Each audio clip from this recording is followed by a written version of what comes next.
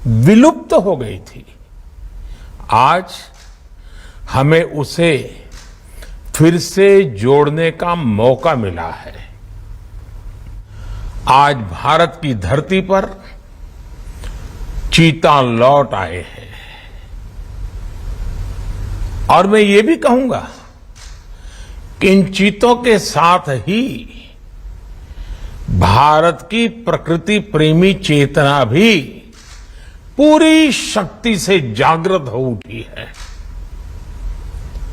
मैं इस ऐतिहासिक अवसर पर सभी देशवासियों को बहुत बहुत बधाई देता हूं। विशेष रूप से मैं हमारे मित्र देश नामीबिया और वहां की सरकार का भी धन्यवाद करता हूं, जिनके सहयोग से दशकों बाद चीते भारत की धरती पर वापस लौटे हैं। मुझे विश्वास है ये चीते न केवल प्रकृति के प्रति हमारी जिम्मेदारियों का बोध कराएंगे, बल्कि हमारे मानवीय मूल्यों और परंपराओं से भी अवगत कराएंगे। साथियों, जब हम अपनी जड़ों से दूर होते हैं तो बहुत कुछ खो बैठते हैं। इसलिए ही आजादी के इस अमृत काल में हमने अपनी विरासत पर गर्व और गुलामी की मानसिकता से मुक्ति जैसे पंच प्राणों के महत्व को दोहराया है। पिछली सदियों में हमने वो समय भी देखा है जब प्रकृति के दोहन को शक्ति प्रदर्शन और आधुनिकता का प्रतीक मान लिया गया था। 1947 में जब देश में केवल आखिरी 3 चीते बचे थे तो उनका भी साल के जंगलों में निष्ठुरता व गैर जिम्मेदारी से शिकार कर लिया गया। ये दुर्भाग्य रहा कि हमने 1952 में चीतों को देश से विलुप्त तो घोषित कर दिया, लेकिन उनके पुनर्वास के लिए दशकों तक कोई सार्थक प्रयास नहीं हुआ। आज आजादी के अमृत काल में अब देश नई ऊर्जा के साथ चीतों के पुनर्वास के लिए जुट गया है। अमृत में तो वो सामर्थ्य होता है जो मृत को भी पुनर्जीवित कर देता है। मुझे खुशी है कि आजादी के अमृत काल में कर्तव्य और विश्वास का ये अमृत हमारी विरासत को, हमारी धरोहरों को और अब चीतों को भी भारत की धरती पर पुनर्जीवित कर रहा है। इसके पीछे हमारी वर्षों की मेहनत है। एक ऐसा कार्य राजनीतिक दृष्टि से जिसे कोई महत्व नहीं देता, उसके पीछे भी हमने भरपूर ऊर्जा लगाई। इसके पीछे एक विस्तृत चीता एक्शन प्लान तैयार किया गया। हमारे वैज्ञानिकों ने लंबी रिसर्च की, साउथ अफ्रीकन और नामीबियाई एक्सपर्ट के साथ मिलकर काम किया। हमारी टीम्स वहां गई, वहां के एक्सपर्ट भी भारत आए।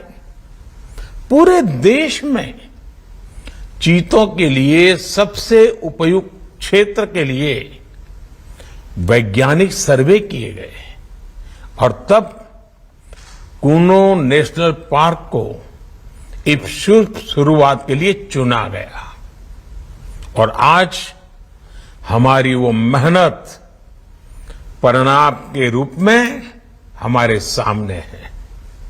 साथियों, ये बात सही है कि जब प्रकृति और पर्यावरण का संरक्षण होता है तो हमारा भविष्य भी सुरक्षित होता है, विकास और समृद्धि के रास्ते भी खुलते हैं। कूनो नेशनल पार्क में जब चीता फिर से दौड़ेंगे तो यहां का ग्रासलैंड इकोसिस्टम फिर से रिस्टोर होगा, बायोडायवर्सिटी और बढ़ेगी। आने वाले दिनों में यहां इको टूरिज्म भी बढ़ेगा, यहां विकास की नई संभावनाएं जन्म लेगी, रोजगार के अवसर बढ़ेंगे। लेकिन साथियों, मैं आज आपसे सभी देशवासियों से एक आग्रह भी करना चाहता हूं। कूनो नेशनल पार्क में छोड़े गए चीतों को देखने के लिए देशवासियों को कुछ महीने का धैर्य दिखाना होगा, इंतजार करना होगा, सहयोग करना होगा। आज ये चीते मेहमान बनकर आए हैं, इस क्षेत्र से अनजान है। कूनो नेशनल पार्क को ये चीते अपना घर बना पाए, इसके लिए हमें इन चीतों को भी कुछ महीने का समय देना होगा। अंतर्राष्ट्रीय गाइडलाइंस पर चलते हुए भारत इन चीतों को बसाने की पूरी कोशिश कर रहा है। हमें अपने प्रयासों को विफल नहीं होने देना है। साथियों, दुनिया आज जब प्रकृति और पर्यावरण की ओर देखती है तो सस्टेनेबल डेवलपमेंट की बात करती है, लेकिन प्रकृति और पर्यावरण, पशु और पक्षी भारत के लिए एक केवल सस्टेनेबिलिटी और सिक्योरिटी के विषय ही सिर्फ है, ऐसा नहीं है। हमारे लिए ये हमारी सेंसिबिलिटी और स्पिरिचुअलिटी का भी आधार है। हम वो लोग हैं जिनका सांस्कृतिक अस्तित्व सर्वम खलविदम ब्रह्म इस मंत्र पर टिका हुआ है। अर्थात संसार में पशु, पक्षी, पेड़, पौधे, जड़, चेतन जो कुछ भी है वो ईश्वर का ही स्वरूप है, हमारा अपना ही विस्तार है। हम वो लोग हैं जो कहते हैं परम परोपकारार्थम यो जीवति सह जीवति, अर्थात खुद के फायदे को ध्यान में रख करके जीना वास्तविक जीवन नहीं है। वास्तविक जीवन वो जीता है जो परोपकार के लिए जीता है। इसलिए हम जब खुद भोजन करते हैं उसके पहले पशु पक्षियों के लिए अन्न निकालते हैं। हमारे आसपास रहने वाले छोटे से छोटे जीव की भी चिंता करना हमें सिखाया जाता है, बचपन से सिखाया जाता है। हमारे संस्कार ऐसे हैं कि कहीं अकारण किसी जीव का जीवन चला जाए तो हम अपराध बोध से भर जाते हैं। फिर किसी पूरी जीव जाति का अस्तित्व ही अगर हमारी वजह से मिट जाए, ये हमें कैसे स्वीकार हो सकता है? आप सोचिए, हमारे यहां कितने ही बच्चों को ये पता तक नहीं होता है कि जिस चीता के बारे में सुनकर वो बड़े हो रहे हैं वो उनके देश से पिछली शताब्दी में ही लुप्त हो चुके हैं। आज अफ्रीका के कुछ देशों में और ईरान में चीता पाए जाते हैं, लेकिन भारत का नाम उस लिस्ट से बहुत पहले हटा दिया गया था। आने वाले वर्षों में बच्चों को इस विडंबना से नहीं गुजरना पड़ेगा। मुझे विश्वास है वो चीता को अपने ही देश में कूनो नेशनल पार्क में दौड़ता देख पाएंगे। चीता के जरिए आज हमारे जंगल और जीवन उसका एक बड़ा शून्य भर रहा है।